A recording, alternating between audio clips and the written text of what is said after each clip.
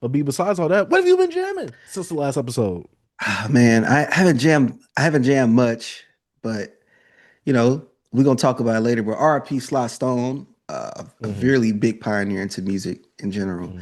I kind of went back. I went through. I was going through a Sly and the Family Stone era, like sometime last year. I was just jamming all this stuff, so I just went back and I listened to there a rise going on, and man, this album right here is like I think this album is more soulful in a way. And there was a lot going on. It was kind of after like I think it came out in the 70, 71. It was after all the like a lot of the civil rights stuff that was going on in the late early and later 60s. And this is when Sly kind of got into his drugs, you know. Not saying he wasn't doing drugs before, but like he was more like not monotone, but like I said, it was more soulful. Like he was in the production he went from on this. It was just I don't know, B. This is a different album, bro. This is a Hmm. music classic. I love this joint right here. I was like, dang, this is a really good album. Hmm. Um, just hearing like, this dude been sampled so many times. You hear sounds and you like, I heard this before. It's on another hip hop song like sample this. It's just so much that this album what this album meant, and it having like this iconic cover with the American flag, even though it's just the flag. Every time like a black artist used the American flag, it seems I don't know, it just seems different. Like Stankonia, you think of the Stankonia cover. I think that was Stankonia cover was inspired by this. Who has another black artist with the American flag? ASAP Rocky. ASAP Rocky. Yeah, it's I don't know, it just seems weird because our history with the country. But like Hmm. this album like Was it a black showcases and that. white flag or was it Oh, like a this regular it was American flag? actually like it was an American flag. It was close more into the stars and the, like half of the stripes, but it, Hmm. it it seems vintage in a way. Like I don't know that filter. Like it had like a vintage filter, like on Instagram or something. Like it kind of look how my camera kind of yellow, but a little more dark to it, like this like golden look, I guess. But anyways, like the music is just I don't know, it's so black, bro. Even though like it's a multicultural band, you got white guys, it's black. It's like this was all his band was revolutionary. Like it was different. It was ahead of his time. And also him being it's being dope that he actually was born in Denton, bro. Like when I Like Texas? yeah, bro, his family actually from Texas, but they moved to California when he was like a baby. But our Mm. OG, back at the big store, know some of his family members. We used to talk about it all the time back then. Yeah. Mm. But the music is just amazing, bro. It's not much I could say. Just you have to listen to the experiences for yourself, man. Like running away. You know the song, Thank You for Letting Me Be Myself. That's Sly, right? But on this one, he has a different redemption of the album. It's called Thank You for Talking to Me, Africa. So it's more slower. I don't know, it's more like you more engaged in it. I don't know, man. It just it felt personal. And it's just so black. I don't know, bro. It's just Sly is so dope. But that's all I gotta say. There's a ride going on.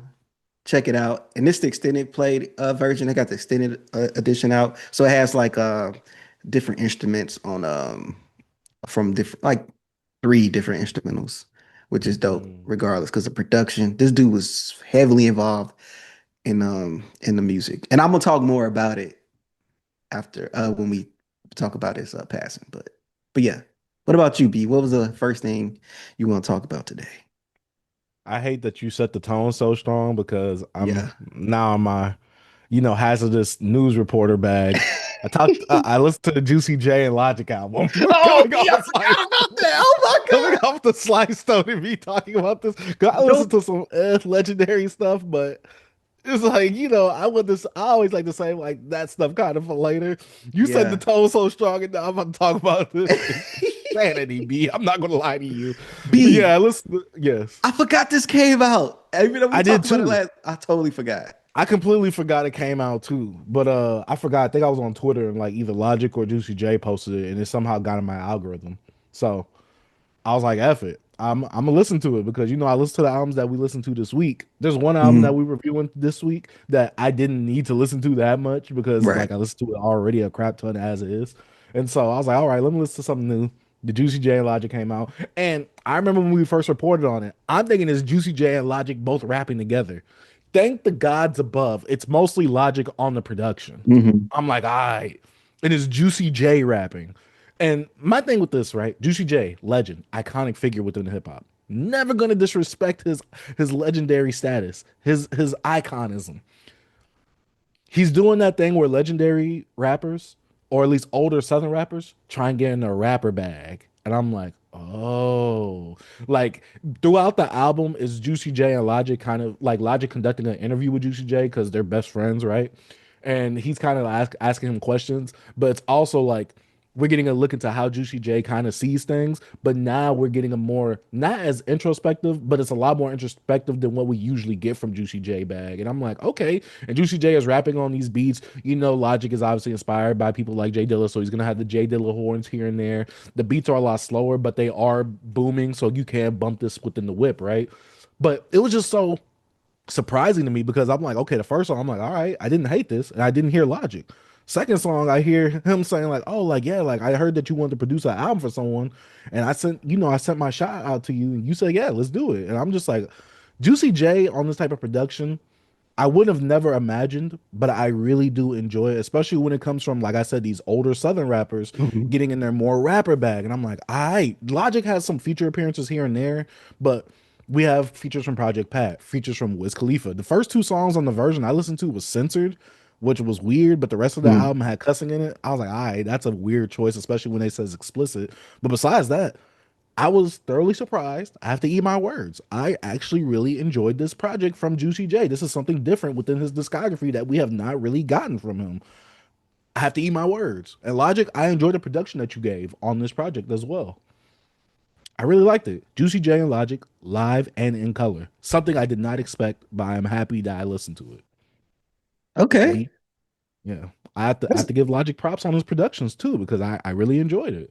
Was it the most okay. outstanding thing? No, but it still put Juicy J in a different realm in a different bag. And I was like, all right, Juicy J is still gonna do his Juicy J isms. I'm not saying that he's a whole different person, but he gets a bit more introspective. He talks about losing his mother. He talks about like, yo, I'm glad that I was able to do the success and my mom was able to see it. You know, like, oh, people hating, this is what they're gonna do to like it gives a more introspective and more mature look on things, but he still has his Juicy J isms like, oh, like if she ain't got a fat butt, I can't smash that. Like it still has those, but Yeah. yeah, it's a bit more mature. And I'm like, all right, Juicy J, I kind of like this direction that you're going in. And I like the fact of last note B, I'm sorry. I No, like you the fact good. of they did not put the discussions, as they call it, they did not put those interludes, those skits or whatever within the song. They were separate Hmm. tracks from the songs. I'm like, great.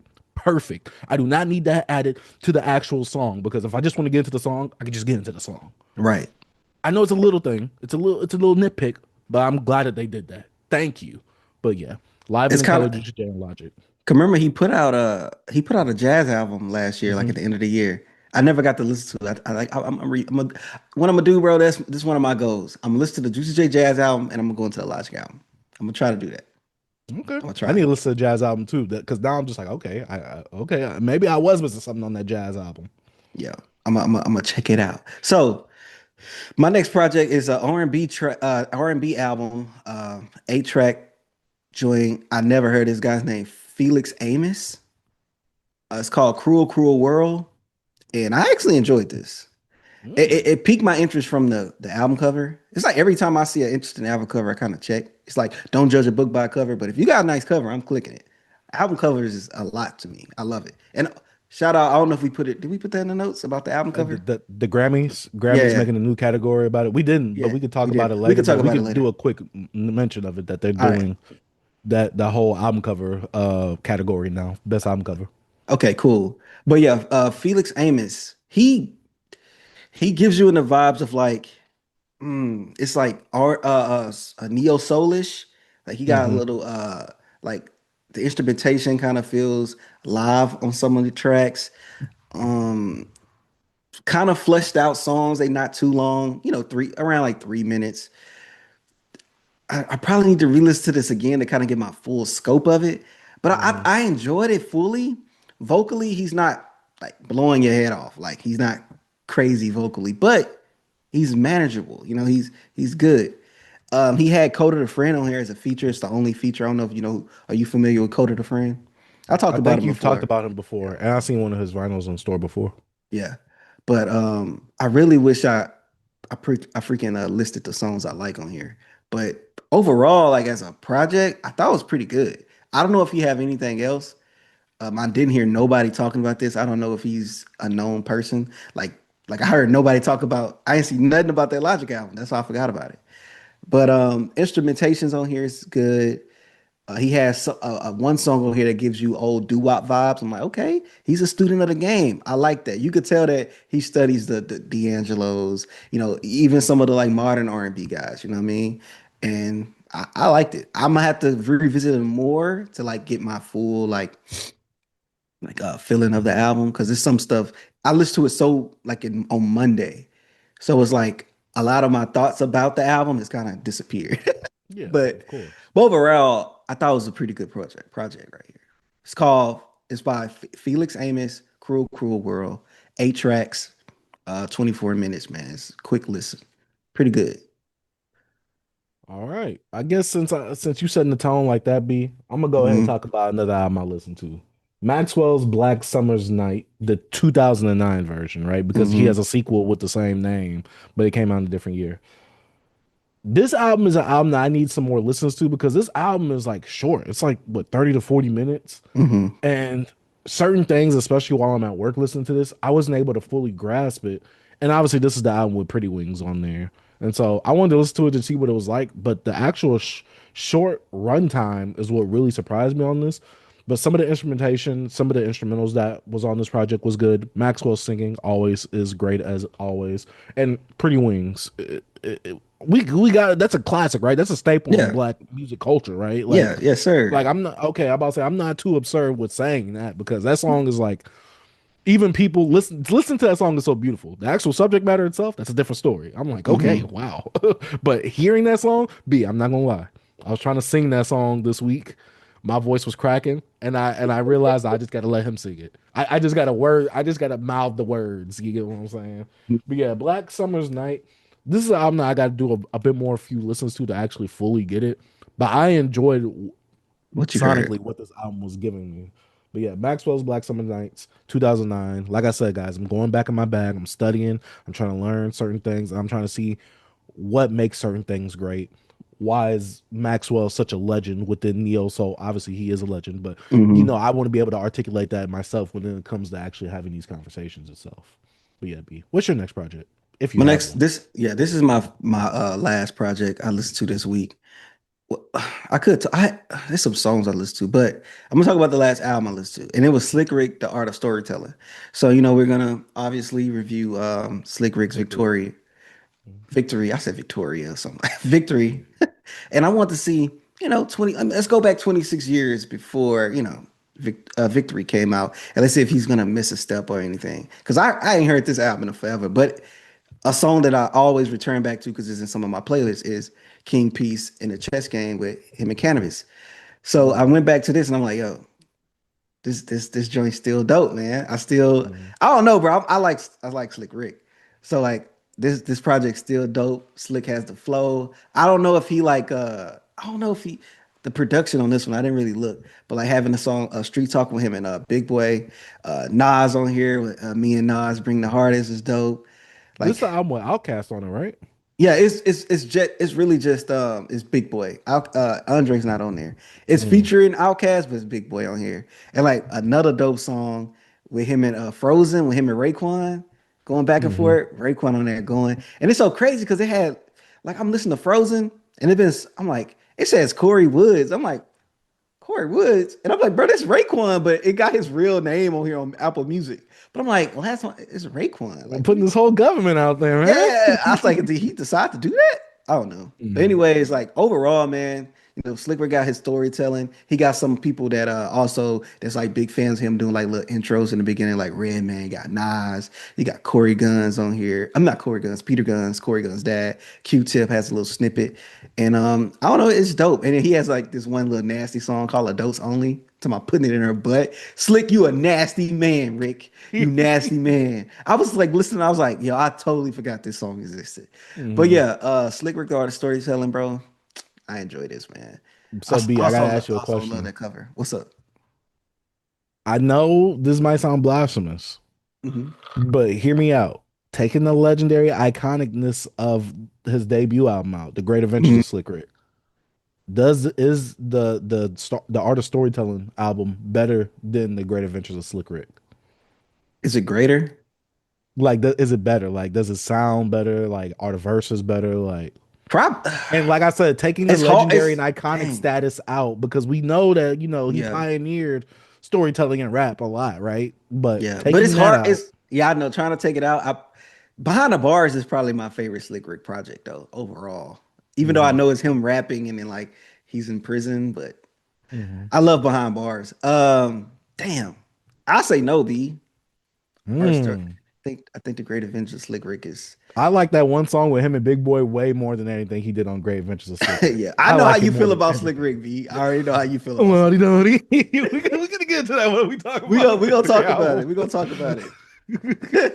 But before you go, I have like I'm saying, like I was listening to Slide and the Family Stone. I was in my like black bag. I had to listen to some James Brown, some Are you the usually not in JBs. that bag, B?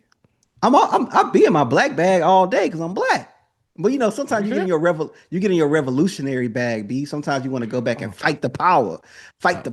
fight the power. And now, but anyways, I listen to the JBs. That's James Brown's band, and like hearing like the Boss. I love that production on that. Just hearing that instrumentation, bro. It just I don't know. It's in the music. You know what I mean? Because these songs was like soundtracks to the revolution. You know what I mean? To liberation. You know what I mean? Back in the civil rights era. So it makes you feel that way. But yeah, that's what I just want to talk about, man. Go listen to some James Brown, bro. Like that dude. Yeah, that's the next person that's on my list of going down Yeah, his discography. insane, man, insane. But yeah, Facts. that's all I got. That's all I got this week, B. All right. I heard Lil Tecca's newest album, Dopamine. That boy 3 for 3. That boy is 3 for 3. I like the That boy cover. Lil Tecca. I like the cover of that album. I do as well. It's definitely different compared to his last two albums where it was him on the front cover. Now it's not. It looks like what is this? Like I can't even tell what this is. It just looks like sonic waves like coming out of Yeah, his head. I don't know. I like it. And then like on his belt buckle, I think I saw like a clip. It's like the same logo. Oh, I maybe could be because it's wrong. two D's looking at each other, but it Yeah. looks like sonic waves coming out of it. But yeah, Hmm. Dopamine is Lil Tecca's, I guess, like third album and like these type of albums that he's been doing recently, where he had Tech, he had Plan A, and now he has this album, Dopamine, where it's like these albums kind of reminiscent of like a Life of Pierre album, where he's doing his rapping, he's doing the vibes, he's giving you some bops, he's giving you some slaps, and they're all kind of like transitioning and smoothly going into each other. And I really like what he's doing on this album right here because he kind of plays it up like a radio theme. And to me, sonically, this one sounds a bit more diverse than his last two projects. I'm not saying he has the most diversified sound in hip hop or anything like that, but compared to his last two albums, they were kind of like within the same zone slash sonics. So while this one, it kind of like pushed itself out a little more with different sonics. Like, what was that one song that like him Hmm. sampling that, Am him I having your some girlfriend? exactly him having some pop inspired like tracks, but it also like hip hopified, obviously. Radio killed the radio star. Radio killed the radio star. See, That I don't know song? the name. I don't Okay, know the here you go. names of songs like that back Oh, then. here B, you you know go. that.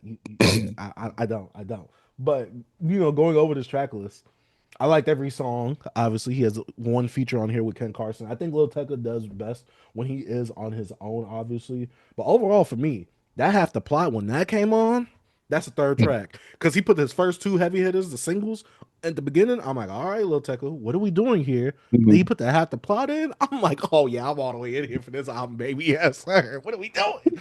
But yeah, this YN right here, he might be the king of the YNs right now. He on a little run right now musically. He's very consistent so far within this last little run that he's had over the years. Mhm. But yeah, I'm actually really proud of Lil Tecca because where he first came from, Ken on SoundCloud, doing his thing on Cole Bennett's music videos, to where he's at now, where he has a super huge cult following, insane. I never expected it from Lil Tecca. I'm not gonna lie, but I am happy for the boy. But it was a dope album. If this isn't the album to change your thoughts on Lil Tecca, if you already don't like Lil Tecca, you're not gonna like this album. Just want to put that out there right now. I'm a fan of Lil Tecca, so I really like this. Uh, Next album I heard, R. Kelly's TP hyphen 2.com. Mhm. Sequel to obviously 12's Play. Yeah, this album is fantastic. This album is great. We need R&B like this nowadays. R&B that's kind of like more well-rounded rather than just talking about relationships itself. R. Kelly does reminiscing about him being from the hood, like him and Fame, his relationship with Fame, obviously his relationship with women. He is a freak nasty man, obviously, so he's gonna have some of that on here. R. Kelly, man, this album right here. I was looking at some lists, and some people put this as number one, some people put this as number two behind Chocolate Factory.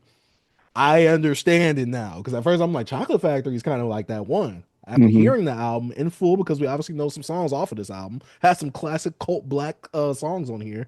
Hmm. After hearing it, I understand the hype behind this. I love it. This is such a Hmm. great album. I replayed this album a few times. I'm like, man, I'm like, R. Kelly just had like a good amount of subject matters over the album overall. This is a solid body of work. You could really see how R. Kelly not really well, yeah, technically pioneered the sound of R&B and furthered it, and was Hmm. also why he's one of the kings of R&B itself because of albums like this right here. And the last album I want to talk about be another Hmm. pioneer, Juggernaut. I listened to the most expensive album ever made this year. I mean, ever made in history. B. Can you guess what album that is? Most expensive album Most ever. expensive album ever made. I don't know. It's not Thriller, right? Nah. What is it? Invincible by Michael Jackson. His last Mm, final studio album. okay. This album cost $30 million to make. Damn. Exactly. And so my thing was this, right? I'm weaving and bobbing through Michael Jackson's discography, right? Because I'm trying to see the greatness of MJ. And this is one of those albums that people talk about, but they don't really talk about compared to like his other albums. And so going into Invincible, his last album, I'm like, all right, what impact did this leave? And I heard that when it first came out, it didn't really do well for Michael. And this is for a myriad of things, him and his beef with Sony, him not touring for the album, and obviously this not being as pop centered like a lot of his other albums, right? Especially after Thriller. Going into this album, it's mostly an R&B album. That's what I heard from everybody when I was reading online. This is the R&B Michael album. I'm like, oh, and it was in that 2001 range, so it Hmm. definitely has that Timbaland slash coming from the 90s to 2000 crossover sound that was happening during that time. That boy Darkchild, who was recently inducted into the Songwriters Hall of Fame, him working and producing for Michael on this album. Hmm. B. This might be like my third favorite Michael Jackson album. Invincible. Dang near maybe two. Dang near. I'm not saying it's the third or second best. I'm not saying that. But in terms of favorite, in Hmm. terms of what I want from Michael Jackson, Right. this is it. This This what you is it want, right B? here, B. This is what I wanted. I'm like, Rock. yes, I want an R&B centered Michael Jackson album, and You this is the give me one right here. Now, I will butterflies, say rock that my world. that run from Break of Dawn to Butterflies, I was like, oh my god. I'm like, what are we doing here? Like, Hmm. Michael, you madman. Come on, we can't do this right here. And so I know some people complained about the Chris Rock interlude, like how he had the music video, but some of that music video skit was in the actual song. I didn't really mind it, especially going into the song itself. But yeah, Hmm. man, this is the album that I really liked. We even got deep voice Michael Jackson singing on 2000 Watts, Hmm. written by Tyrese Gibson of all people. We have some R. Kelly credits on this, Teddy Riley credits on here. This is an incredible album, god dang it. Oh, you could feel the money and the production in it too. And we gotta think, this is Michael Jackson in his 40s. This Hmm. boy was singing since he was a kid. To make an album like this and to still sound modern within the times of when it came out, we're not really talking about how great this album is. B. I'm just saying this right now. This album is the album that I want. This is the album that I like. Oh my gosh. Now I will say there are some hiccups here towards the Hmm. end of the album, but besides that though, oh my God, Michael. Michael, what are we doing right here? Now, I do need to listen to the Dangerous album because I heard that that's the new Jack Swing album. But every Hmm. time I look up stuff about that album before I realized it was the new Jack Swing album of Michael Jackson, a lot of people were saying like, "Oh, this is like his lowest rated one out of his discography." And I'm like, "Huh?" But then when I see other people talk about it, it's like, "Oh no, this is like his number one after Thriller." So I'm like, Some this people seems don't like like his most Dangerous. controversial. See, when I first was reading about Dangerous and which albums to listen to from Michael Jackson, I was obviously trying to see people's opinions on it to see like, okay, which one do I want to listen to next that interests me the Hmm. most? And a lot of people was like crapping on Dangerous, saying like it was very inconsistent, like it wasn't as great songwriting as his other albums. But then I didn't know because the way that was wording it, and maybe it was white people, I don't know. Hmm. But then when I heard black people talking about it, oh yeah, this is the new Jack Swing Michael Jackson. I'm like, hmm? I'm like, Yeah. Michael Jackson made a whole New Jack Swing album. I'm like, huh?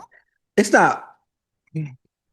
It's Go ahead, yeah. B. Go ahead, It cook. is more New Jack Swing ish. Yeah, yeah. And I'm looking at the track list because it's been so long since I heard, but I know the album Mhm. because like Like Jam, I know the hits off of it, but and then the closet hit. Yeah, mhm. yeah. I forgot about in the closet. Remember the times? Do you I remember? remember the And times. see, that had to put me in that mode. Like, huh, that was kind of like in that era. I'm like, all right, Yeah, so maybe I do need to revisit that album. So, but but not revisit, bad, but bad. You like bad, right? can I be real, B? Yeah, It's cool. it's cool to I, you. in terms of what it did for Michael Jackson, I get it. I understand it. But when I'm putting it up with the trilogy of him and Quincy, I think it's the weakest. Like musically, quality wise. But I get it. After Thriller, this propelled him Hmm. even more into stardom. This is when he had to debut as white Michael Jackson. I get Hmm. it, B. But for me, I'm just like, it's not on the way there for me. Compared to Off the Wall and Thriller, we got to remember Hmm. that, B. But bad to me, it was a bit inconsistent. Hmm. I like Invincible a lot more than bad, honestly. Mm. That's why I said You it's don't like think my second and Invincible? third favorite. I haven't listened to Invincible, bro. I don't know, probably since I was a kid. Because like my Hmm. mom, damn, I had to really listen to the album again. I'm gonna have to listen to Invincible again. Hmm. But Bad is I still I like Bad because it has those iconic songs still. Like what Yeah, I album like from it. Michael Jackson don't have iconic songs? But I know what you're Exactly. saying. I know what you're saying. But you like But my Dangerous better than Bad. You don't no, no, think no, no. I Dangerous haven't got more heard Dangerous. filler? Invincible. Oh, you like my bad. You like Invincible more than you don't think Yeah. Invincible got too much filler? Invincible does have filler, but it has like that arm. See, and that's the thing. To me, the filler really more so comes in towards the end of the album. So I'm like, all right, I'm already kind of, I got a good amount from this album already as is.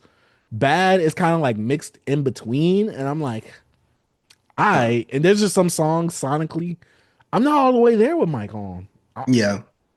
especially when we go from Thriller and Off the Wall. That's the problem. I'm coming from those two albums, and Hmm. this is part of the Quincy run. Hmm. I'm like, I get it. This propelled him even more to stardom. This made him from superstar to icon.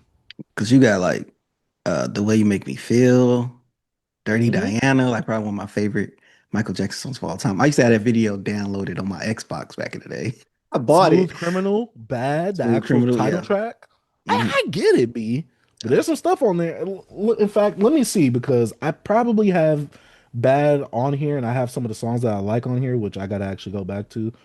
But yeah, for me, I get it. Hmm. Iconic. That just wasn't it, Bad wasn't the album for me personally. Let me see some of the songs I didn't like. Speed Demon, Just Good Friends, Another Part of Hmm. Me. Yeah. That's it. Yeah. It's in that middle part. Yeah. But besides Yeah. that, I'm not saying it's a bad album. It's just one Bad thing is not bad. about the Quincy run, it wasn't Hmm. much filler.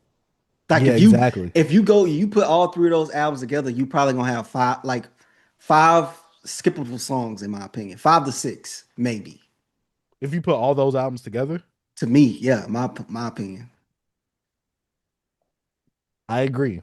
Because I have maybe one skip Hmm. on Off the Wall, one Hmm. skip on Thriller, which is Hmm. That Girl Is Mine, Right. and about three on Bad. Yeah. I'm So saying it's in my there. It's a math, your single math digit. is on. It's single digit. If you think about that 3 album run, that's incredible. I agree. No, no, Yeah. I completely understand. Hmm. But Invincible for me, like I said, especially coming off the Wall, and then we got Thriller, where Mike is implementing more different sonics Hmm. from just R and besides just R&B. He's putting rock and stuff in there, right? Going to Bad, I feel like he goes all the way there with the popness. Yeah. Going back, I feel like with Invincible, it's kind of like going back to your roots, but also in a more modernized way. Modernized, yeah. And see, And that's what I want because, like I said, Off the Wall, B. Let's be real. Which one you got over? Off the Wall or Thriller? Which one? Which one you got over? I'm off the wall, my favorite Michael Jackson album. CB, when you got that groove, that soul, Hmm. B. I'm like, Yeah. I need that. Yeah. I need And, that. and thinking about how you said it was the most expensive album, I'm thinking about around that time. I remember like the video of like Remember the Time, the video You of rock Rock my My world, World with him and Chris Rock. And even Chris just Tucker.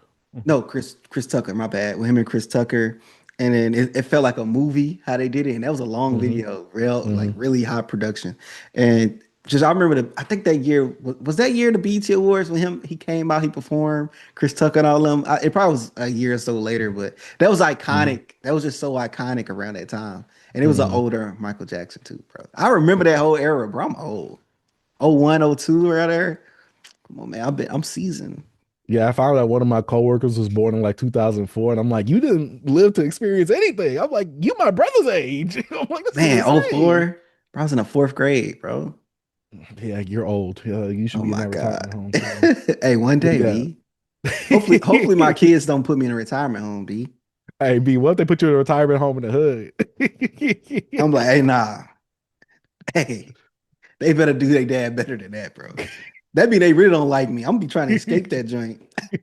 Facts. They gonna put a straight jacket on you, B. Hey, B, they gonna put an alarm on your door. You know how you go to the common areas in a retirement Yeah. home? Hey, B, you gotta have permission to get out.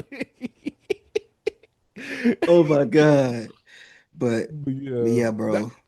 as usual, each week I gotta talk about something Michael Jackson since I'm going through Hmm. this, and I also gotta listen to something older this week. Hopefully, I can listen to some James Brown, Hmm. Whitney. I don't know if it's her debut album, but the Whitney Hmm. album, not Whitney Houston, but Whitney. Hmm. Hopefully, I can listen to that album as well. But yeah, that's about it for what we've been jamming. Let us know what y'all been jamming down in the comment section down below. Man, shout out to Beyond Beats and Culture.